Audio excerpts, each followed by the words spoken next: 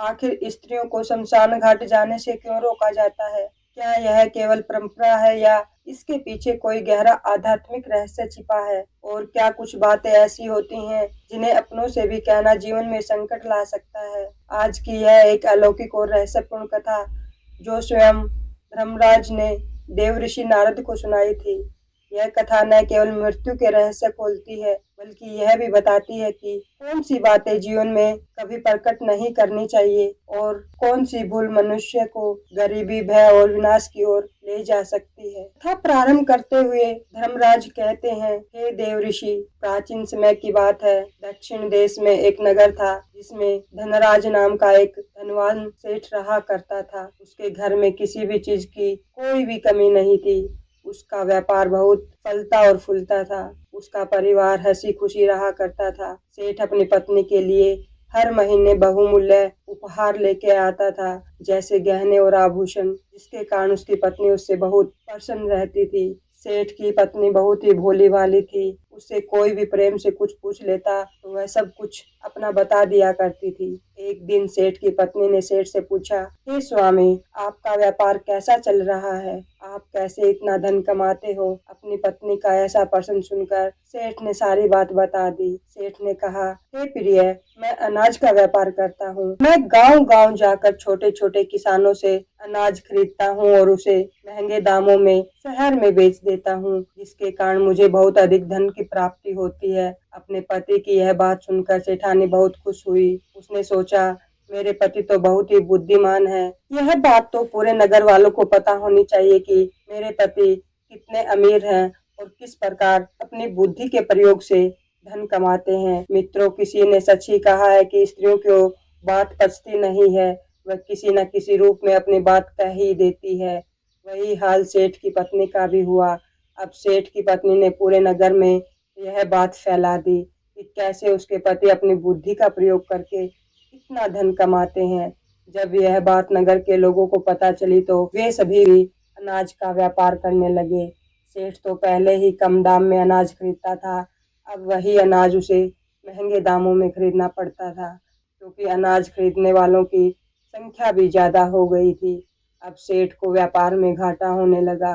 धीरे धीरे वह गरीब होता गया। सेठ का व्यापार डूबने लगा। यह देखकर वह बहुत चिंतित हो गया।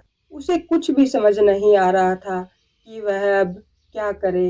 वह चुपचाप एकांत में बैठा हुआ था। तभी द्वार पर एक साधु महात्मा भिक्षा मांगते हुए आए। साधु महात्मा की आवाज सुनकर सेठ की पत्नी ने दरवाजा खोला और साधु महात्मा को प्रणाम किया। फिर साधु महात्मा ने सेठानी से कहा, हे पुत्री, क्या मुझे भोजन मिल सकता है? मैंने कई दिनों से भोजन नहीं किया है। तभी सेठ की पत्नी ने कहा, हे ब्राह्मण देवता, आप घर के अंदर आइए, आपका स्वागत है। उसने साधु महात्मा को बैठने के लिए आसन दिया। फिर वह बोली, हे साधु महाराज, आप प्रतीक्षा कीजिए, मैं आपके लिए भोजन बनाकर लाती हूँ। थोड़ी देर बाद वह साधु महात्मा के लिए तरह तरह के पकवान बनाकर ले आई और साधु महात्मा को खाने के लिए दिया। साधु महात्मा ने भोजन किया, उसके बाद विश्राम करने लगे। तभी सेठ जी वहां पर आ गए और उन्होंने साधु महात्मा को प्रणाम किया और शांत भाव से उनके पास बैठ गए। सेठ को इस प्रकार चिंता में देखकर साधु महाराज ने कहा, हे पुत्र, क्या बात है? आप बहुत अशांत लग रहे हो, तुम्हारी चिंता का क्या कारण है? तभी सेठ ने कहा, हे ब्राह्मण देवता, मेरा व्यापार बंद होने वाला है, क्योंकि नगर में बहुत से लोगों ने अनाज का व्यापार शुरू कर दिया है, जिसके कारण मुझे व्यापार में बहुत हानि हो रही है, इसलिए मैं इतनी चिंता में हूँ। सेठ की बात सुनकर सन्यासी महात्मा ने एक लंबी सांस ली और सेठ से पूछा, बेटा, क्या आपने किसी को बताया था कि आप किस प्रकार अपना धन अर्जित करते हैं, किस प्रकार आप अपनी जीविका चलाते हैं? तब सेठ ने कहा, हे ब्राह्मण देवता, यह बात मेरी पत्नी ने मुझसे पूछा था, तब मैंने उसे बताया था कि मैं अनाज का व्यापार करके धन कमाता हूँ। सेठ की बात सुनकर सन्यासी महात्मा पूरी बात समझ गए और सेठ से बोले, हे बेटा, आपने जीवन में बहुत बड़ी गलती कर दी है। आपको किसी से भी यह बात नहीं बतानी चाहिए थी। चाहे वह आपकी पत्नी ही क्यों न हो। साधु ने कहा, हे पुत्र, मैं आज तुम्हें एक कहानी सुनाता हूँ। इस कहानी के माध्यम से यह भी बताऊंगा कि चाहे कितने भी सगे संबंधी क्यों न हो, उन्हें यह 3 बातें कभी नहीं बतानी चाहिए।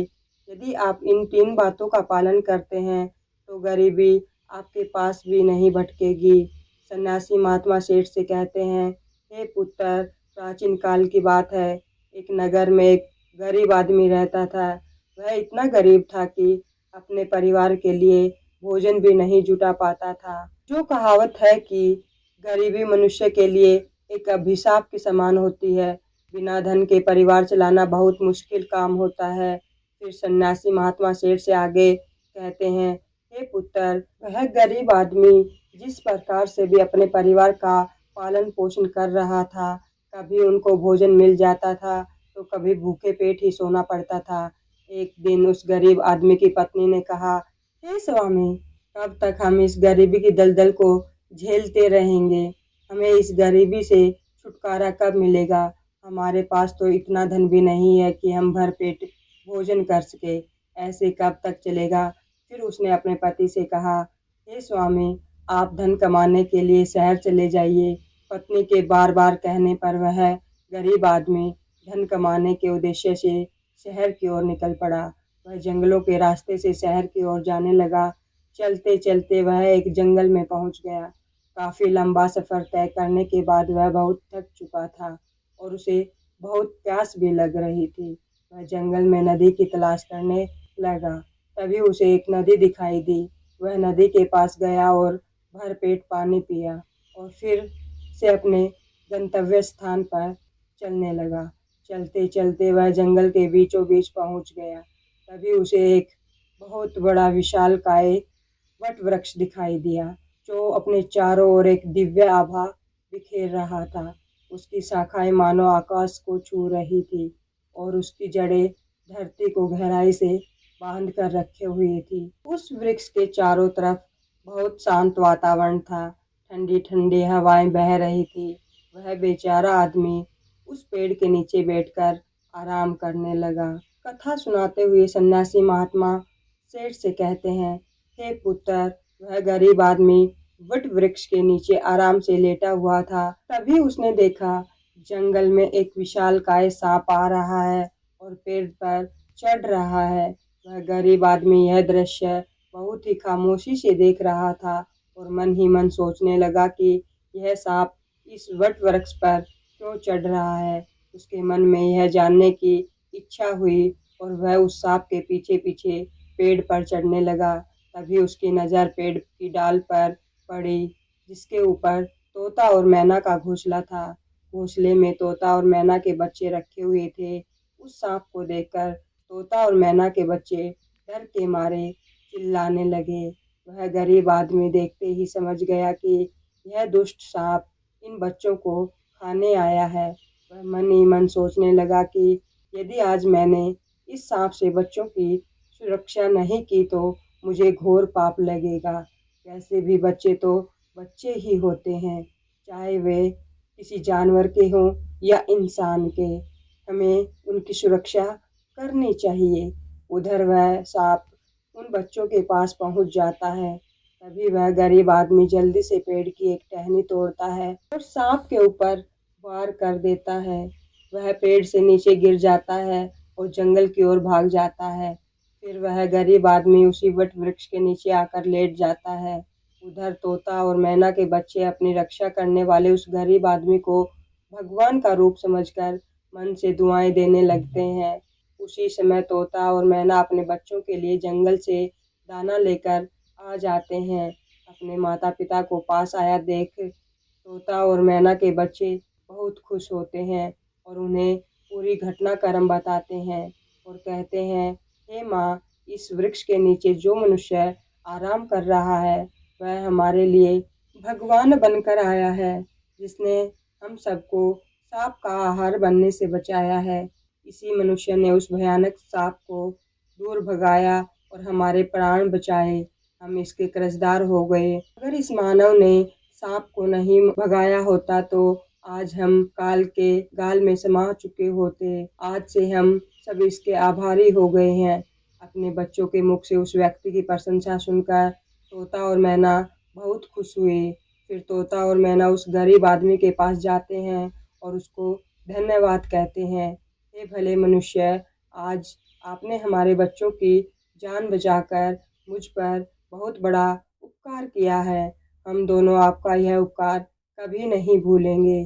फिर तोता और मैना ने उस गरीब आदमी से पूछा, हे भले मानस, आप कौन हैं और कहाँ जा रहे हैं? फिर तोता और मैना के पूछने पर वह गरीब आदमी कहता है, हे पक्षियों, मैं एक गरीब आदमी हूँ और धन कमाने के लिए शहर जा रहा था। काफ़ी लंबा सफ़र होने के कारण मैं थक गया। तभी मेरी नज़र इस वट वृक्ष पर पड़ी, जिसकी शीतल छाया के नीचे बैठकर मैं आराम करने लगा। तभी मैंने देखा कि एक सांप तुम्हारे बच्चों को खाने के लिए तुम्हारे घोंसले के पास जा रहा था।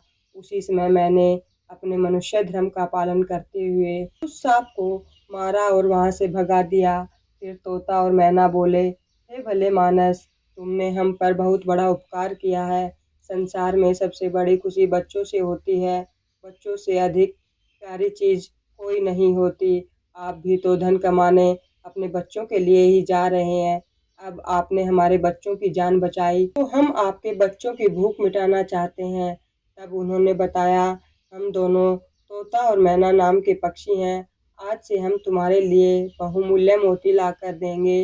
हमने सुना है कि यह मोती मनुष्य के लिए बहुत मूल्यवान होते हैं। हम तुम्हें कुछ मोती देते हैं, तुम उन्हें बेचकर बाजार से अपने लिए कुछ खाने पीने का सामान ले आना। लेकिन बदले में आज से तुम यहीं रहकर हमारे बच्चों की सुरक्षा करना। हम तुम्हें प्रतिदिन कीमती मोती लाकर देते रहेंगे। तोता और मैना की बात सुनकर वह गरीब आदमी बहुत खुश हो गया और सोचने लगा, अगर हमें यही बैठे बैठे धन मिलेगा तो हमें इतनी दूर शहर को जाने की कोई आवश्यकता नहीं है। यह सोचकर उस गरीब आदमी ने तोता और मैना की बात मान ली। साधु ने कथा सुनाते हुए कहा, हे पुत्र, वह गरीब आदमी तोता के द्वारा दिए गए कुछ मोती लेकर बाजार गया और उन्हें बेचकर अपने खाने पीने का सामान खरीद लाया और उस वट वृक्ष के नीचे एक झोपड़ी बना ली और वहीं रहने लगा। तोता और मैना के बच्चों की देखभाल करने लगा। अब तोता और मैना निश्चिंत हो गए थे। उन्हें उनके बच्चों की देखभाल करने के लिए एक विश्वास पात्र आदमी मिल गया था। अब तो वह बेफिक्र होकर सुबह सुबह अपने घोंसले से उड़ जाते थे और शाम को ही लौटते थे। अपने बच्चों को घोंसले में सुरक्षित देखकर वे बहुत खुश हुआ करते थे और उस आदमी को धन्यवाद करते थे। बदले में उसे बहुमूल्य मोती ला कर देते। इस तरह वह धीरे धीरे तोता और मैना के बच्चों की देखभाल करते करते उसे कई महीने बीत गए। इधर तोता और मैना के बच्चे भी धीरे धीरे बड़े हो गए। अब उस गरीब आदमी को अपनी पत्नी और बच्चों की याद आने लगी। फिर उसने एक दिन तोता और मैना से कहा, हे पक्षियों, बहुत दिन हो गए हैं, मैं अपने घर नहीं गया। पता नहीं मेरी पत्नी और बच्चे कैसे होंगे, किस हाल में होंगे। यह सुनकर तोता और मैना ने कहा, भले मनुष्य, अब तुम निश्चिंत होकर अपने घर जाओ और अपने बच्चों के साथ रहो। हमारे बच्चे तो अब उड़ने के काबिल हो गए हैं। अब मुझे कोई भी चिंता नहीं है। तुम अपनी पत्नी और बच्चों की देखभाल करो। यदि कभी तुम्हें हमसे मिलने का मन करे तो तुम इसी स्थान पर आ जाना। इतना कहकर तोता और मैना उस गरीब आदमी को ढेर सारे मोती दे देते हैं। अब वह गरीब आदमी उन मोतियों को अपने साथ लेकर अपने घर पहुंच जाता है। उसने वह मोती अपनी पत्नी को दिखाए। इतने सारे मोती एक साथ देखकर उसकी पत्नी बहुत खुश होती है। उसने पूछा, हे स्वामी, तुम यह कीमती मोती कहाँ से लेकर आए हो? तब उस आदमी ने अपनी पत्नी से कहा, हे प्रिय, यह सारे मोती मुझे तोता और मैना ने दिए हैं। मैं कई महीने से एक तोता और मैना के बच्चों की देखभाल करता रहा। बदले में उन्होंने मुझे यह बहुमूल्य मोती दिए। यह मोती बहुत कीमती और अनमोल हैं। इन्हें बेचकर हम धनवान बन सकते हैं और इस गरीबी के अभिशाप से बाहर निकल सकते हैं। अब हम इन मोतियों को बेचकर अपने बच्चों के लिए अच्छे अच्छे कपड़े लाएंगे और तुम्हारे लिए नए नए गहने बनवाऊंगा। मित्रों, आगे सन्यासी महात्मा सेठ से कहते हैं, हे पुत्र, अब वह आदमी उन मोतियों को बेचकर बाजार से अपने घर का सामान लेकर आता है। अपने लिए बहुत ही सुंदर घर बनवाया। फिर वह अपनी पत्नी और बच्चों के साथ आराम की जिंदगी जीने लगता है। प्रिय मित्रों, एक दिन उस राज्य के राजा भीमसेन की तबीयत अचानक खराब हो जाती है। वह एक गंभीर रोग से ग्रसित हो जाता है। राजा का इलाज करने के लिए दूर दूर से बड़े बड़े वैद्यों को बुलाया जाता है। वैद्य अपने अपने तरीके से इलाज करते हैं, परंतु राजा के स्वास्थ्य में कोई सुधार नहीं होता है। फिर एक दिन राजकीय वैद्य ने कहा, महाराज, इसका एकमात्र इलाज यही है कि आपको किसी तोते के बच्चे का मांस मिल जाए तो आप बिल्कुल ठीक हो सकते हैं। वैद्य की यह बात सुनकर राजा भीमसेन ने अपने मंत्री को बुलाया और कहा, जाओ इसी समय राज्य में घोषणा करवा दो कि जो भी व्यक्ति राजा को तोता लाकर देगा उसे 100 स्वर्ण मुद्राएं उपहार में दी जाएंगी। राजा के आदेश के अनुसार मंत्री ने सारे राज्य में घोषणा करवा दी, जो भी व्यक्ति महाराज के लिए तोता लेकर आएगा उसे उपहार में 100 सोने की मुद्राएं दी जाएंगी। यह बात पूरे राज्य में हवा की तरह फैल गई। नगर के लोग तोते की तलाश में इधर उधर जंगलों में घूमने फिरने लगे, लेकिन किसी को भी तोता नहीं मिला। अंत में सबके हाथ में निराशा ही लगी। प्रिय मित्रों, आगे की कथा सुनाते हुए साधु महात्मा ने सेठ से कहा, हे पुत्र, एक दिन उस गरीब आदमी की स्त्री अपने पड़ोस में कुछ स्त्रियों के साथ बैठकर बातें कर रही थी। तभी बातों ही बातों में उन सब के बीच तोते की चर्चा छिड़ गई। तभी एक स्त्री उस गरीब आदमी की पत्नी से बोली, बहन, क्या तुम्हें पता है कि राजा किस गंभीर बीमारी से ग्रसित हैं, जिनके इलाज के लिए वैद्य ने एक तोता लाने के लिए कहा है। वैद्य के कहे पर राजा साहब ने तोते का बच्चा लाने का आदेश दिया है और साथ में यह भी कहा है कि जो व्यक्ति तोते का बच्चा लेकर आएगा उसे उपहार में 100 सोने की मुद्राएं दी जाएंगी। आगे वह कहती है, हे बहन, तोता लाना कोई आसान काम नहीं है। इतना ही आसान काम होता तो राजा के पास इतने सैनिक हैं, वे कब का ले आते। मित्रों, जब उस गरीब आदमी की पत्नी ने यह बात सुनी कि राजा साहब बीमार हैं और उन्होंने घोषणा करवाई है कि जो व्यक्ति तोते का बच्चा लाकर देगा उन्हें 100 सोने की मुद्राएं उपहार में दी जाएंगी, यह सुनकर वह बहुत खुश हो गई और उसने कहा, अरे बहन, तोता लाना कौन सी बड़ी बात है। मेरे पति तो कई महीने तक तोता और मैना के बच्चों की देखभाल करके आए हैं। वह एक नहीं कई तोते ला सकते हैं। इतना कहने के बाद वह अपने घर चली गई। नगर की स्त्रियों ने जब उसकी यह बात सुनी तो उन्होंने अपने अपने पतियों से जाकर बताया। धीरे धीरे यह बात पूरे नगर में फैल गई। जब यह बात राजा भीमसेन को पता चली कि उनके राज्य में एक व्यक्ति है जो तोता और मैना के बच्चों की देखभाल करता था और उसके लिए तोता लेकर आ सकता है, तो राजा ने तुरंत अपने सैनिकों को आदेश दिया कि जाओ उस आदमी को पकड़कर मेरे सामने उपस्थित करो। राजा की आज्ञा पाकर राजा के सैनिक उस आदमी को पकड़कर राजा के सामने लाकर खड़ा कर देते हैं। राजा ने उसे गुस्से में होकर कहा, इतने दिनों तक तुमने मुझे तोता लाकर क्यों नहीं दिया। जाओ इसी क्षण तोता लेकर आओ। यदि तुम मेरे लिए तोता लेकर आओगे तो मैं तुम्हें बहुत सारे सोने की सिक्के दूंगा, परंतु तुमने यदि छल करने की कोशिश की तो तुम्हें मृत्यु दंड की सजा मिलेगी।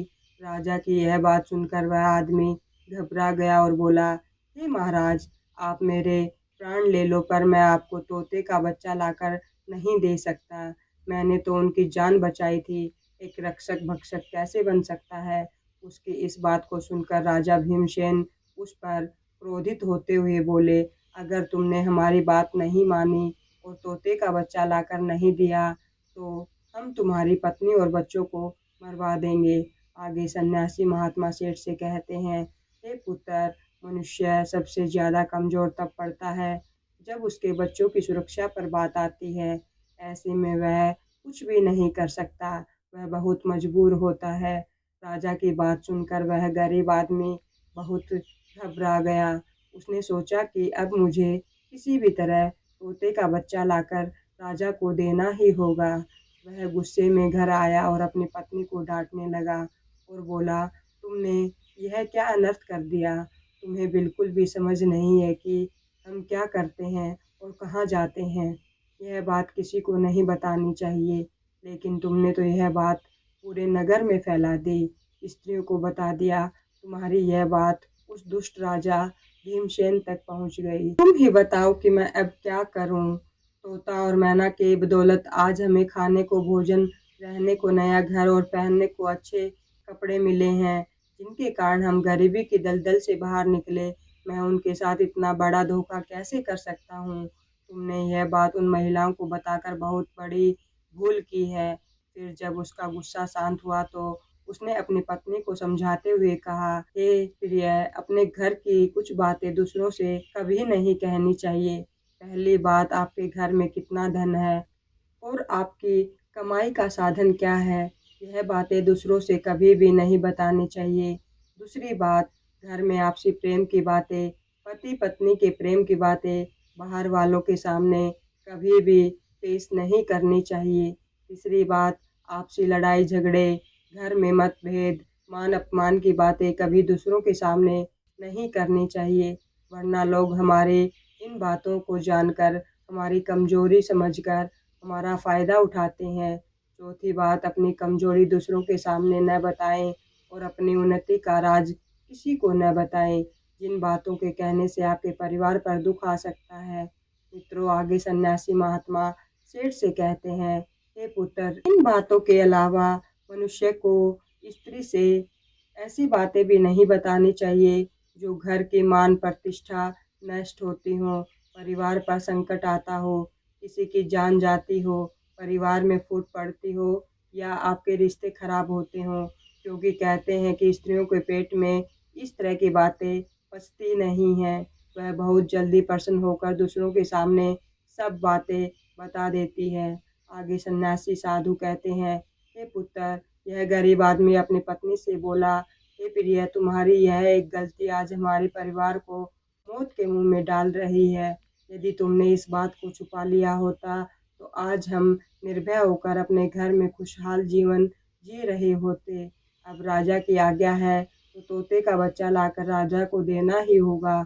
यदि मैंने उसके आदेश का पालन नहीं किया तो पूरे परिवार को मृत्युदंड दे देंगे। इस पाप के लिए भगवान मुझे कभी माफ नहीं करेंगे। जिन बच्चों की मैंने इतने दिन देखभाल करी, जिन्हें मैंने काल के गाल से बचाया, अब मैं उन्हें किस प्रकार मौत के मुंह में डाल सकता हूँ। तभी उसकी पत्नी कहने लगी, हे स्वामी, अब तो जो होना था हो गया। अब हमें अपनी और बच्चों की जिंदगी बचानी है, इसलिए आपको यह पाप करना ही होगा। फिर वह गरीब आदमी बहुत ही उदास मन से लाचार होकर जंगल की ओर चल पड़ा। वहाँ वह तोते के बच्चों की देखभाल करता था। उधर जब तोता और मैना और उसके बच्चे उस गरीब आदमी को अपने आसपास आता हुआ देखा तो वे बहुत खुश होने लगे। अपने बच्चों को इतना खुश देखकर तोता और मैना कहने लगे, अरे बच्चों, तुम इतने खुश क्यों हो रहे हो? वह तो तुम में से किसी एक को लेने आ रहा है। तुम में से कौन है जो आज उसके साथ जाएगा और उसके बच्चों की जान बचाएगा? फिर तोता कहता है कि बच्चों, लेकिन एक बात याद रखना, तुम में से जो भी जाएगा उसके साथ वह कभी लौटकर नहीं आएगा। वह नगर के राजा का भोजन बन जाएगा। तभी तोते के एक बच्चे ने पूछा, पिताजी, आप ऐसा क्यों कह रहे हैं? फिर तोता कहता है, बच्चों, इस राज्य का राजा किसी गंभीर बीमारी से पीड़ित है और वैद्य ने उसे तोते के बच्चे का मांस खाने को कहा है। इसलिए तुम में से किसी एक को वह लेने के लिए आ रहा है। यदि तुम में से कोई उसके साथ जाने को तैयार है तो वह जा सकता है। तभी उनमें से एक बच्चा कहने लगा, हे पिताजी, उस आदमी ने ही हम सबकी जिंदगी बचाई है और आज वह आदमी बहुत बड़ी समस्या में है। ऐसे समय में हमें भी उसकी मदद करनी चाहिए, चाहे हमारी जान ही क्यों न चली जाए, हम उसके साथ जरूर जाएंगे। उधर वह आदमी उदास मन से उस वट वृक्ष के पास आता है और तोता मैना से दुखी मन से अपनी व्यथा सुनाता है। उसकी बात सुनकर तोता मैना कहते हैं, हे भाई, आप चिंता मत करें, हमारे बच्चे तुम्हारे साथ जाने के लिए तैयार हैं। तुम इनमें से किसी एक को अपने साथ ले जाओ। अब वह गरीब आदमी दुखी मन से एक तोते के बच्चे को लेकर लौट आता है और सीधा राजमहल में जाकर राजा को दे देता है। राजा उस तोते के बच्चे को एक पिंजरे में बंद करवा देता है और अपने नौकर से कहता है, जाओ इसे सुरक्षित स्थान पर रख दो, कल हम इसका मांस खाएंगे।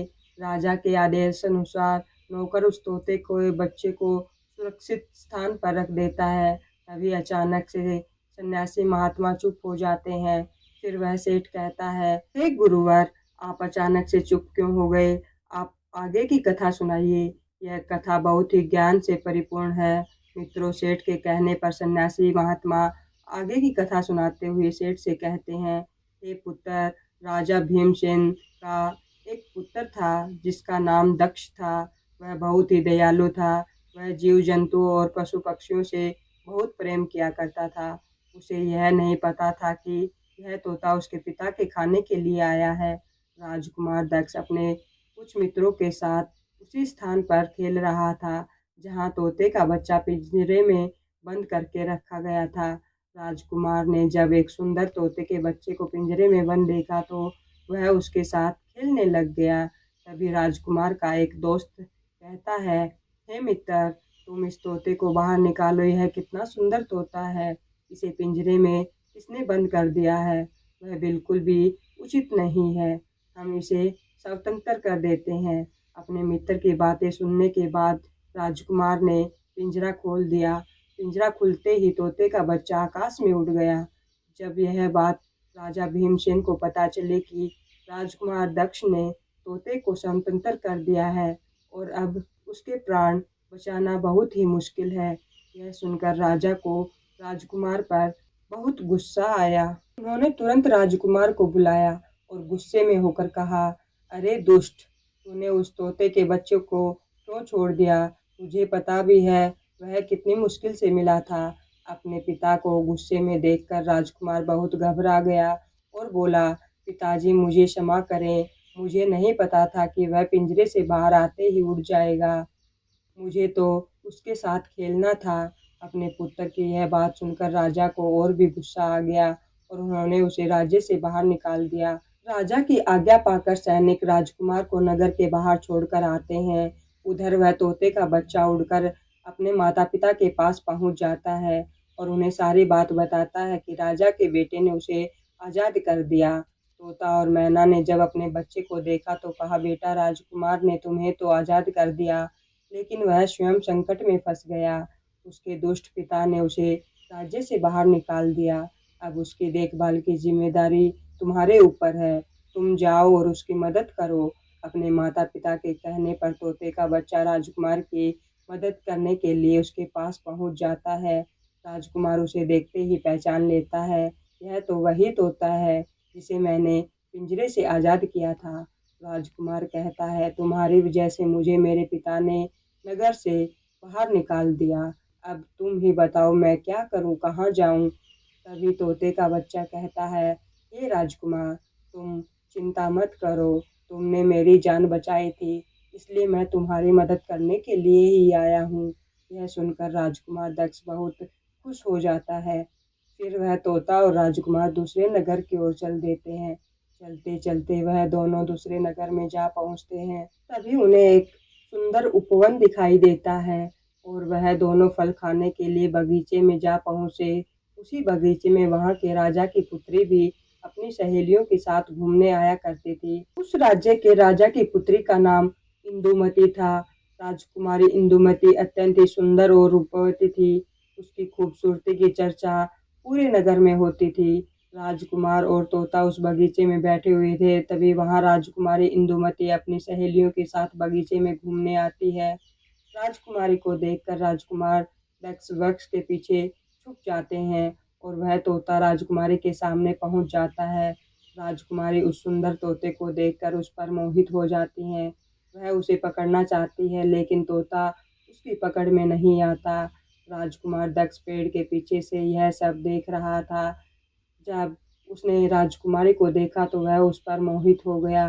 कुछ समय बगीचे में टहलने के बाद राजकुमारी इंदुमती अपने महल में लौट जाती है। इधर राजकुमार पूरी तरह से राजकुमारी के ख्यालों में डूब गया। उसे कुछ भी अच्छा नहीं लग रहा था।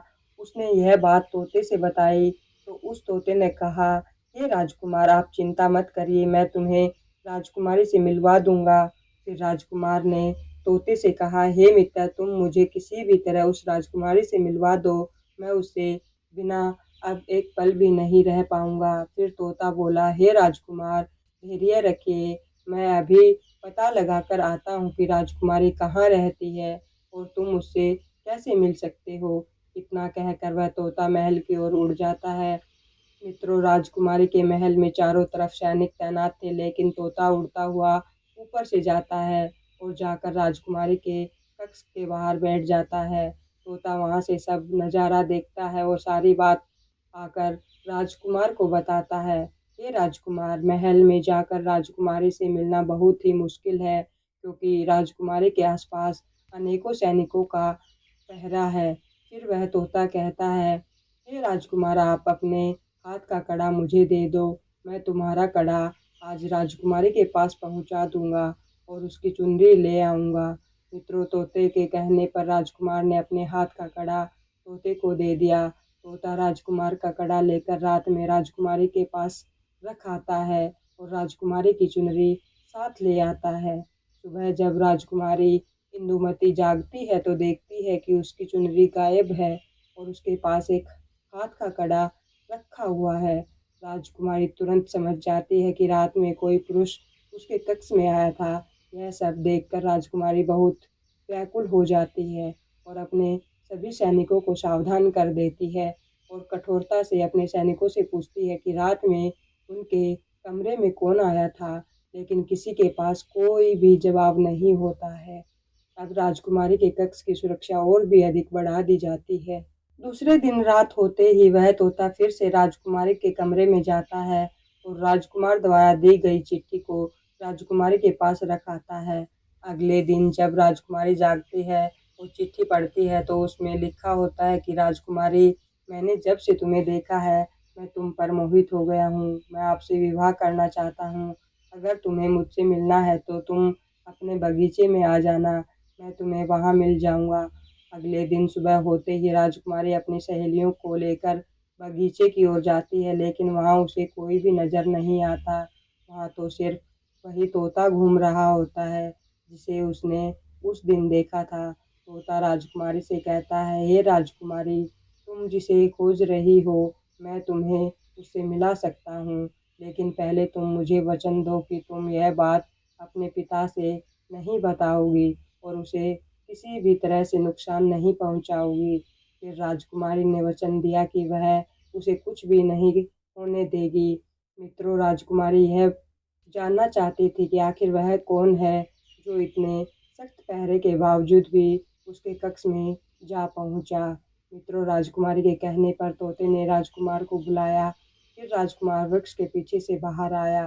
मित्रों, राजकुमार की सुंदरता देखकर राजकुमारी भी उस पर मोहित हो गई और एक दूसरे को देखने लगे। तभी राजकुमारी ने पूछा, तुम कौन हो और इतने कड़े पहरे के बाद भी तुम मेरे कमरे तक कैसे पहुंच गए। राजकुमार बोला, हे राजकुमारी, जब किसी से सच्चा प्रेम हो तो कोई भी कार्य असंभव नहीं होता है। जब से मैंने तुम्हें देखा है तब से मैं तुम्हें प्रेम करने लगा हूँ और तुमसे विवाह करने की इच्छा रखता हूँ। जब राजकुमारी ने पूछा कि तुम कौन हो और कहाँ से आए हो, तब राजकुमार ने अपनी पूरी कहानी उसे सुनाई। राजकुमार की कहानी सुनने के बाद राजकुमारी के मन में उसके लिए सहानुभूति पैदा हो गई। अब तो रोजाना राजकुमारी इंदुमती उस राजकुमार से मिलने उस बगीचे में आया करती थी।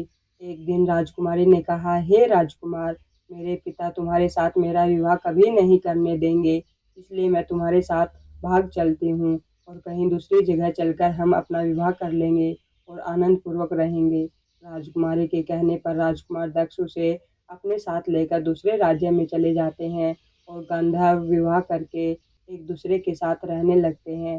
दोनों को साथ रहते काफी समय बीत जाता है। एक दिन उसकी झोपड़ी में किसी तरह से आग लग जाती है और उसी आग को बुझाने के चक्कर में उस तोते का एक पंख जल जाता है। फिर वह तोता राजकुमार से कहता है, हे राजकुमार, अब आप अपने राज्य चले जाइए। अब आपके पिता का गुस्सा भी शांत हो चुका होगा। अब आपके पिता आपसे कुछ नहीं कहेंगे। जब वह आपको अपनी बहू के साथ देखेंगे तो वह आपको माफ़ कर देंगे। मेरा तो एक पंख जल गया है, मैं अब उड़ नहीं सकता, इसलिए मैं कुछ दिन तक यहीं रहकर अपने नए पंख आने तक का इंतज़ार करूँगा। जब मेरा पंख दोबारा से आ जाएगा तो मैं आपसे मिलने के लिए ज़रूर आऊँगा। तोते के कहने पर राजकुमार और राजकुमारी उदास मन से तोते को अकेला छोड़कर अपने नगर की ओर चल देते हैं। चलते चलते रास्ते में उन्हें एक नदी मिली।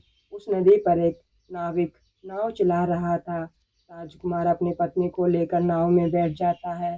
जैसे ही नाव नदी के बीच में पहुंचती है तो राजकुमार देखता है कि एक चूहा पानी से बचने के लिए बार बार नाव पर चढ़ रहा था, लेकिन नाव चलाने वाले ने उसे हटाकर नीचे गिरा दिया। कई बार उस चूहे को नाव चलाने वाले ने हटा दिया। तभी राजकुमार ने कहा, अरे भाई, यह बेचारा इस प्रकार से तो जल में डूबकर मर जाएगा। यह अपने प्राणों की रक्षा करने के लिए इस नाव पर चढ़ रहा है, इसे चढ़ जाने दो। अब जब राजकुमार ने नाव वाले से कहा, इस चूहे को नाव पर चढ़ जाने दो, तो राजकुमार के कहने पर उस नाविक ने उस चूहे को अपनी नाव पर चढ़ने दिया। जैसे ही चूहा नाव के अंदर गया, वह अंदर जाकर छुप गया। थोड़ी देर बाद उन्होंने देखा कि नाव के अंदर धीरे धीरे पानी आने लगा, क्योंकि उस चूहे ने नाव को काट कर उसमें छेद कर दिया था, जिससे नाव में पानी भरने लगा। जब नाव में पानी बढ़ने लगा तो नाव पानी में डूबने लगी। धीरे धीरे जब नाव पूरी तरह डूब गई तो उसी समय राजकुमारी और राजकुमार पानी में बहने लगे। पानी के बहाव से राजकुमार बहुत दूर पहुंच गया और राजकुमारी भी नदी में बहती हुई दूसरे राज्य में जा पहुंची। उसी समय बगीचे का मालिक पेड़ों को सींचने के लिए पानी नदी से भर कर ला रहा था। जब उसने सुंदर लड़की को देखा तो वह भागकर महल में जाता है और राजा को यह खबर देता है कि राजा जब सुंदर लड़की को देखता है तो वह उस पर मोहित हो जाता है। उस राजकुमारी को अपने महल में ले जाता है और राज्य वैद्य से उसका इलाज करवाता है।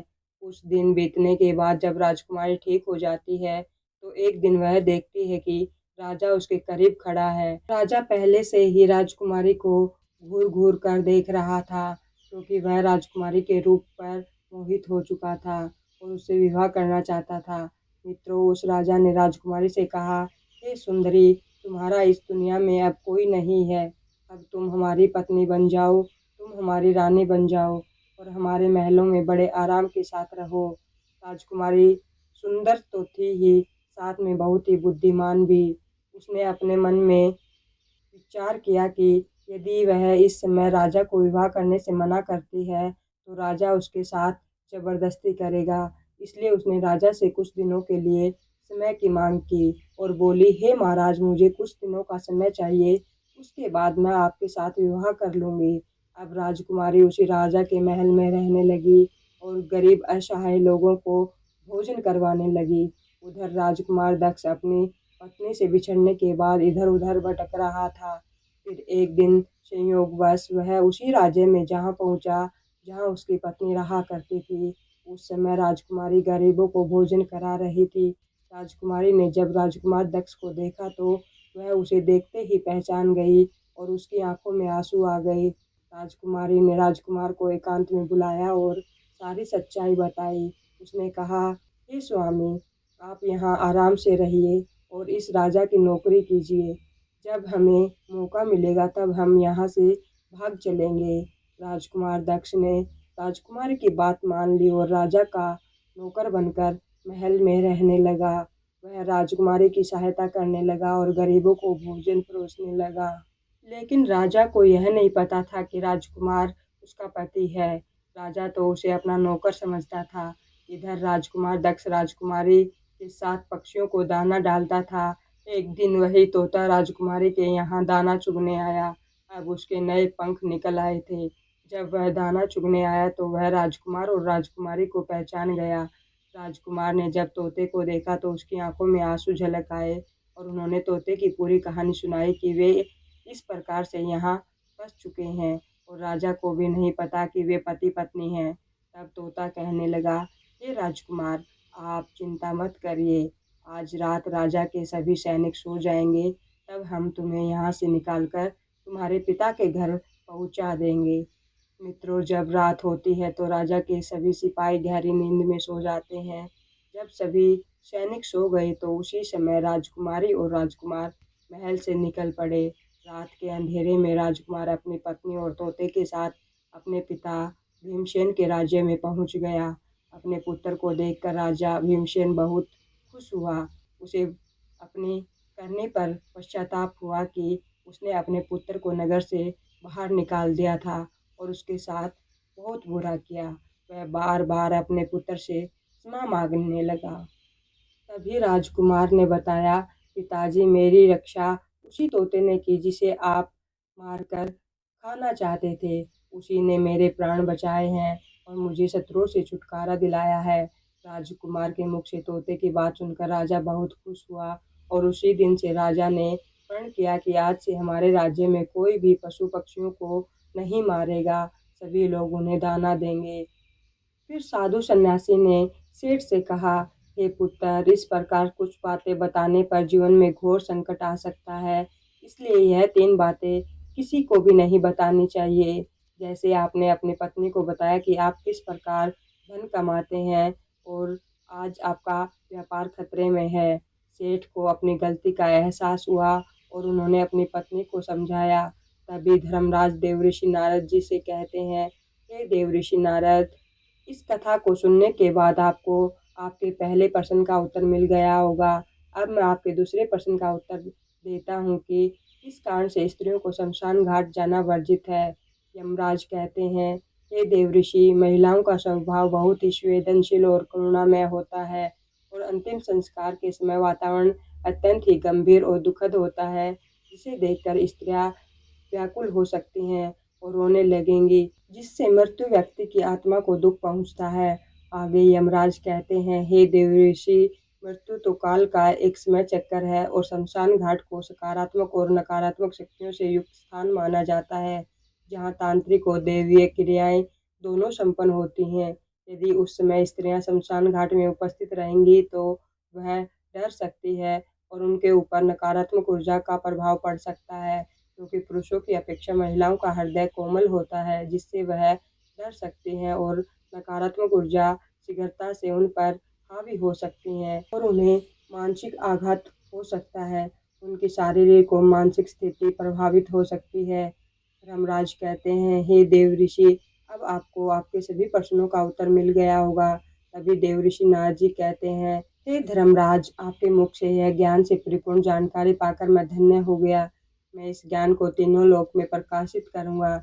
आज की इस कथा के माध्यम से हमने यह जाना कि कुछ सत्य ऐसे होते हैं जो यदि समय से पहले या गलत व्यक्ति को बता दिए जाए तो वरदान अभिशाप बन जाते हैं। धन का रहस्य, धन की निजी बातें और जीवन से जुड़े गुप्त निर्णय यदि बाहर प्रकट हो जाए तो वही बातें जीवन का संतुलन बिगाड़ देती हैं। धर्मराज द्वारा बताया गया यह रहस्य भी अत्यंत महत्वपूर्ण है कि शमशान घाट केवल एक स्थान नहीं बल्कि वह ऊर्जाओं का संगम है, जहाँ संवेदनशील मन और कोमल हृदय शीघ्र प्रभावित हो सकते हैं।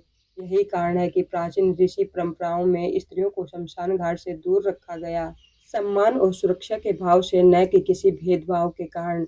यदि यह कथा आपको सोचने में मजबूर कर गई हो, यदि आपके मन में आज कुछ नया बोध जागा हो, तो समझ लीजिए इस कथा का उद्देश्य पूर्ण हो गया। वीडियो को लाइक करें, शेयर करें, चैनल को सब्सक्राइब करना न भूलें। धन्यवाद। राधे राधे।